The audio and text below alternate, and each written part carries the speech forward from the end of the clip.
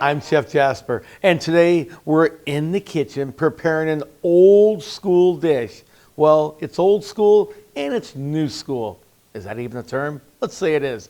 Anyway, it's gazpacho, and it dates back to the Romans. Now, a lot of controversy because how can you have a dish that dates back to the Romans, ancient Greece and all, when you're using tomatoes, which didn't come to Italy until after Columbus discovered America?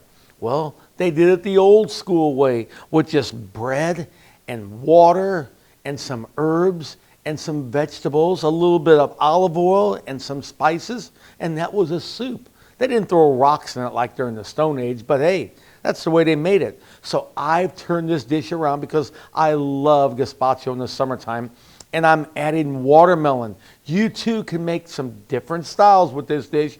We'll talk about that, and even some delicious corn at the end. You're going to absolutely love this. Now let's get started. Of course, we're going to need a blender for this.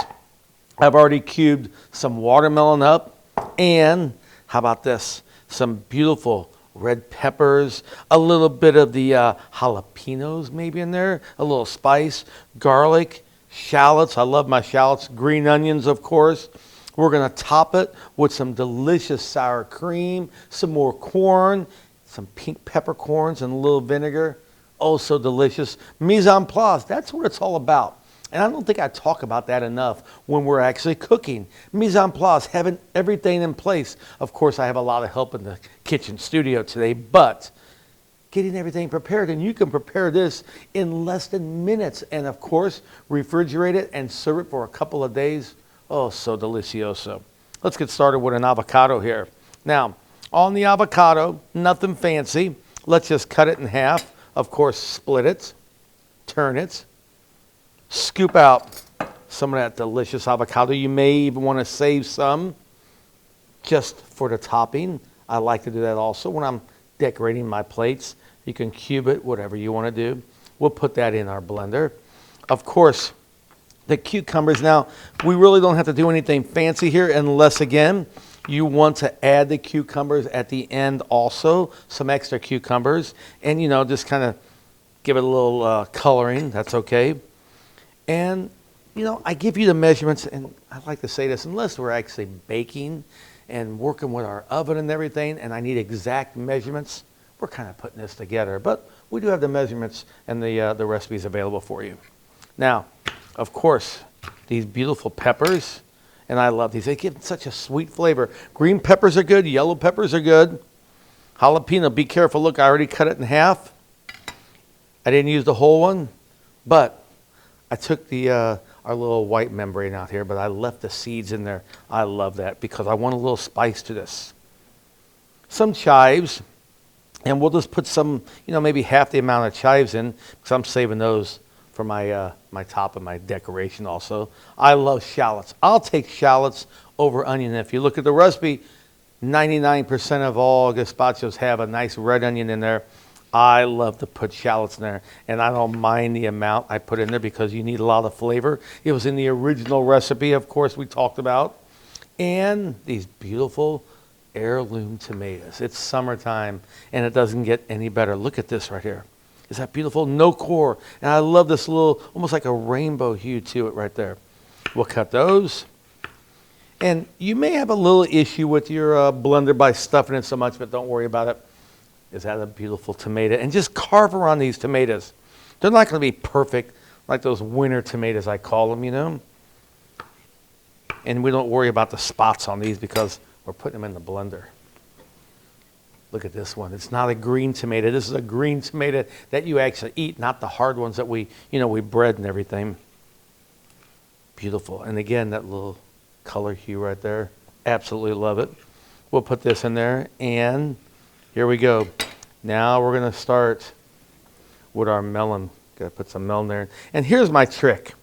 I put almost everything into the blender at the beginning, and a little bit, my secret, this is kind of like my little secret weapon, sherry vinegar. A lot of Spanish gazpacho, you'll see cream sherry or sherry vinegar in there.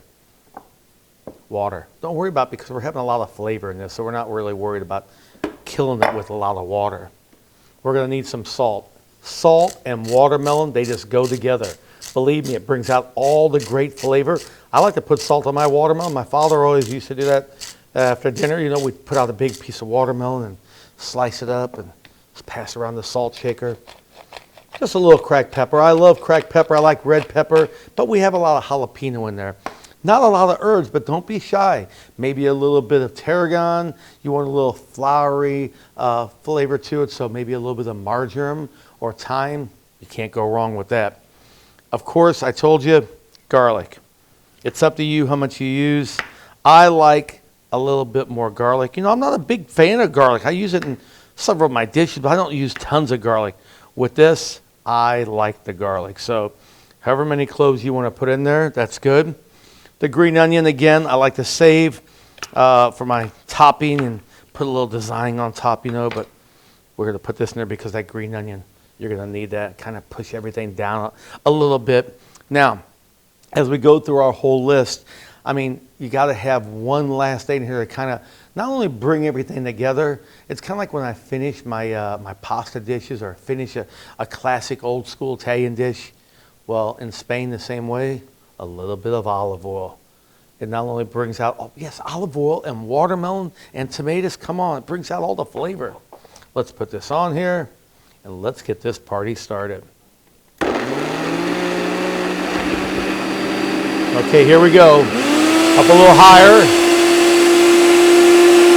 And then we're going to stop everything because this is going to happen with any blender you have, unless you have some huge restaurant-style blender. Kind of push everything down, and it's going to just start folding over. It takes a little bit of time. Don't worry, you didn't do anything wrong. And here we go again.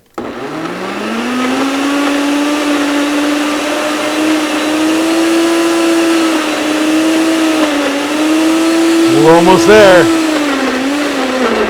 Oh yeah. And I stop it right there. That didn't take long at all. And look at this. I want to test and see if it's nice. Oh, it's perfect. Just perfect. So I need to add the rest of my watermelon. And in the meantime, oh my, I may just add a little salt. We'll see. We'll add some more of the watermelon here. Oh, this is just perfect. You want to add a little more tomato? Now's the time. It's a little easier with the watermelon when preparing this dish. I do want to add a little more salt.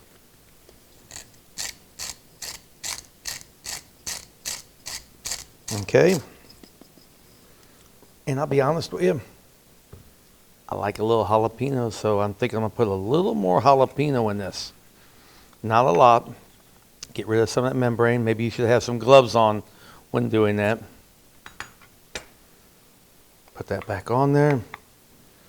Again, just a few seconds. That's it. Now, let's get this going again. A little more here. Set this all aside.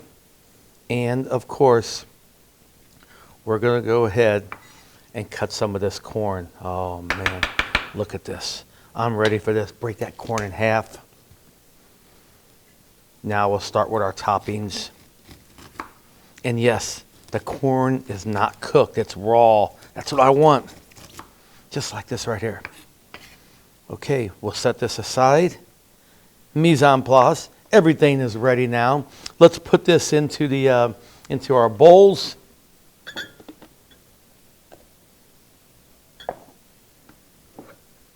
And here we go. That look beautiful? All right. Now, do what you like after this. I mean, it's up to you. Of course, we have to have some torn bread or croutons for our gazpacho. Put that right on top. Some of these pink peppercorns. I love pink peppercorns. Not only gives it great flavor, it just looks delicious.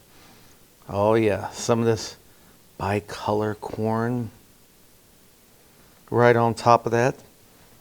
A little bit of sour cream. Not much, but, you know, it's up to you how much you actually put in.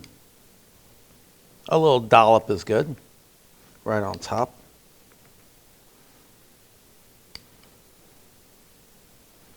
And a touch of cracked pepper, maybe even a little bit of a sliced avocado. So I'll put a little top of that right on there. A few pieces just like that. That's it. And you have a delicious soup, so easy to prepare. Be creative. Maybe some strawberries in here, blueberries. Not only a fruit soup, of course, tomatoes. We're not going to get into that controversy with the tomatoes, but also, how about adding some shrimp to this? A little piece of shrimp in there. It doesn't get any better. So be creative. It's your recipe now. Watermelon gazpacho, and you can take it to another level. I am honored to serve this to my family and to you. Bene mangiare bene. Enjoy, enjoy, and eat well.